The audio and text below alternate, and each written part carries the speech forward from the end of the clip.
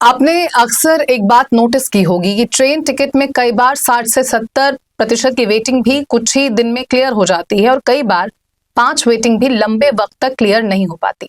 कोई कहता है कि 30 तक का तो पक्का कंफर्म हो जाता है, तो कोई दावा करता है कि 100 भी क्लियर हो सकता है। वहीं कई लोग 10 वेटिंग लिस्ट कंफर्म होने पर भी सवाल खड़े कर देते हैं। वेटिंग टिकट कंफर्म होने को लेकर हर किसी का अपना अपना फॉर्मूला है, लेकिन आज हम आपको बताएंगे आखिर रेलवे का फॉर्मूला क्या है और किस आधार पर रेलवे यात्रियों को सीट देता है या फिर ये सिर्फ किस्मत का खेल है। पहले तो आपको बता दें कि ऐसा नहीं है कि ट्रेन में जितनी सीटें हैं उतनी सीट रेलवे को बेचनी होती है। रेलवे उतनी सीट बिकने के बाद आरएसी और वेटिंग दिखाना शुरू कर देता है। हकीकत यह है कि रेलवे सिर्फ सीट नहीं बेचता, जबकि वो सीट की बिक्री रूट के आधार पर करता है। यानी दिल्ली से मुंबई जाने वाली सीट बीच के हर स्टेशन के लिए अलग अलग हिस्सों में बटी होती है। इसी वजह से एक ही ट्रेन में कुछ स्टेशन से टिकट कंफर्म मिल जाती है तो कुछ जगह से वेटिंग दिखाने लगता है। स्टेशन के आधार पर यात्रियों के लिए सीट का कोटा तय होता है, उनके आधार पर ही यात्रियों को सीट दी जाती है। यानी कंफर्म सीट का आधार यह भी है कि आप सीट कहां से बुक कर रहे हैं और उस स्टेशन के हिस्से में कितनी सीटें हैं। इसके अलावा आपकी यात्रा का एंड स्टेशन, ट्रेन में उस रूट पर उपलब्ध सीटें, दूसरे यात्रियों की booking, quota limit, cancellation pattern भी देखा जाता है। इसके बाद वेटिंग टिकट कंफर्म होती है। इस सिस्टम के जरिए कोशिश की जाती है कि एक सीट कई लोगों के काम आए। जैसे दिल्ली से जयपुर एक यात्री को मिल जाए, फिर जयपुर से आगे किसी को मिल जाए, फिर सूरत तक किसी और को मिल जाए और फिर आगे मुंबई तक किसी को ये सीट उपलब्ध हो जाए। वहीं जब लोग कहते हैं कि 100 तक क्लियर हो गया तो 10 वेटिंग लिस्ट क्यों फंसा रह गया, तो इसका जवाब है पैटर्न। दरअसल वेटिंग क्लियर होने के 3 पैटर्न देखने को मिलते हैं। इसमें पहला फैक्टर है रूट की डिमांड।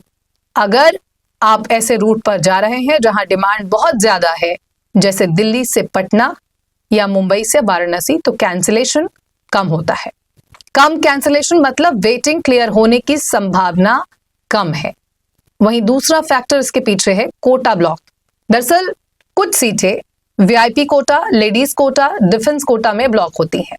ये सीटें आखिरी समय में ही रिलीज होती हैं या कभी कभी होती ही नहीं, इससे वेटिंग आगे नहीं बढ़ पाती। वहीं तीसरा फैक्टर है चार्ट। दरअसल चार्ट बनने से पहले अगर ज्यादा कैंसिलेशन नहीं हुआ तो वेटिंग वहीं अटक जाती है। इसके साथ ही रेलवे की ओर से स्टेशन और अन्य चीजों के आधार पर अलग अलग तरह की वेटिंग लिस्ट भी अलॉट की जाती हैं और उनके कंफर्म होने का सिस्टम भी अलग अलग ही होता है। जैसे एक वेटिंग होती है RLWL यानी रिमोट लोकेशन वेटिंग लिस्ट।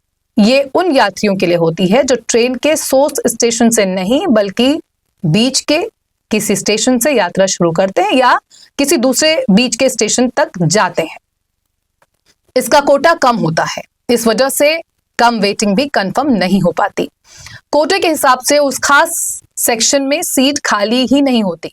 ऐसे ही एक है PQWL, ये वेटिंग यानी पूल्ड कोटा वेटिंग लिस्ट। ये उन यात्रियों के लिए बनती है जो ट्रेन के अलग अलग बीच के स्टेशनों के बीच यात्रा कर रहे होते हैं और उन्हें एक साझा कोटे से सीट अलॉट होती है। इस कोटे में सीटें बहुत कम होती हैं और कई स्टेशनों के यात्रियों के बीच इन्हीं सीटों को बांटा जाता है, इस वजह से ये कम कंफर्म हो पाती हैं। वहीं 100 वेटिंग क्लियर के पीछे एक अहम कारण तो ये है कि जर्नी डेट और बुकिंग डेट के बीच कितना वक्त है।